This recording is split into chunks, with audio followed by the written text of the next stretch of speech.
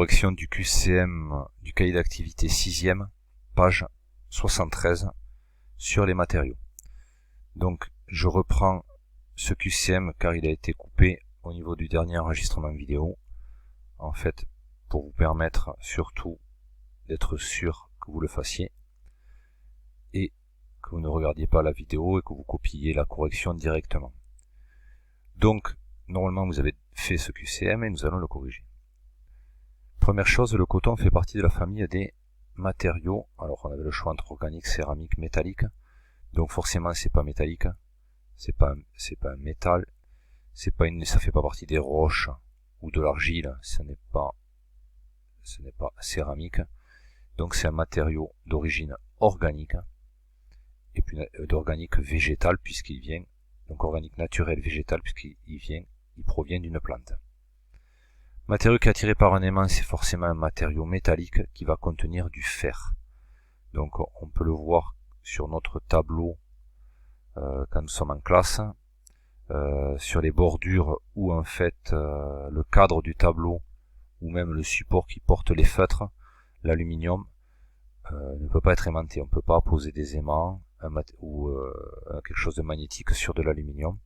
Par contre, dès que ça contient du fer, par exemple de l'acier, oui, c'est magnétique. La durée de vie d'un sac plastique dans la nature, eh bien, malheureusement, c'est quand même 500 ans. Donc c'est énorme. Le plastique va rester 500 ans dans la nature avant de complètement se dégrader.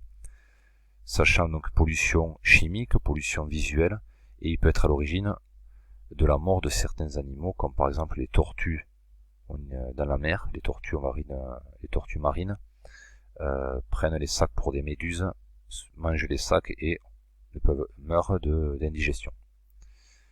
Le procédé utilisé par la thermoplieuse, alors dans le mot thermoplieuse on voit pli et chaleur, et c'était le formage.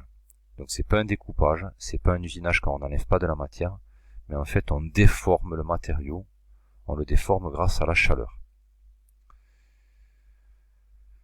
Si on éclaire un matériau, sa température augmente d'autant plus rapidement que ce matériau, on l'a vu, est de couleur noire. Donc plus c'est noir, plus ça va absorber la chaleur. Parmi ces matériaux lesquels s'oxydent, on l'a vu aussi, donc c'était l'étude de la boîte de conserve, c'est d'abord le matériau, enfin c'est que celui-là, parmi ces trois, la laine ne s'oxyde pas, la porcelaine non plus, c'est le fer, c'est les matériaux métalliques qui s'oxydent, et le fer va s'oxyder, c'est ce qu'on appelle la rouille.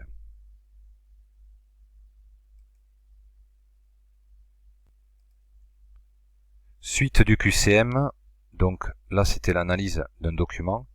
On voyait l'évolution de l'automobile. L'automobile a connu de nombreuses évolutions techniques.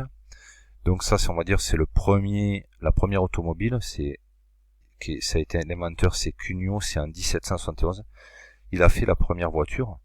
C'était une voiture à vapeur. Donc il marchait avec de l'eau. Donc on faisait chauffer de l'eau grâce à la vapeur, comme une locomotive. C'est un petit peu l'ancêtre aussi de la locomotive. On brûlait du bois, ça faisait chauffer de l'eau, et cette vapeur faisait alimenter des moteurs.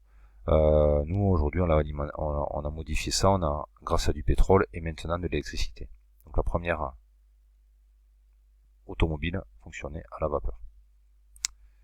C'est un produit qui est devenu courant, pratiquement indispensable pour certains usagers, pour se rendre à notre travail.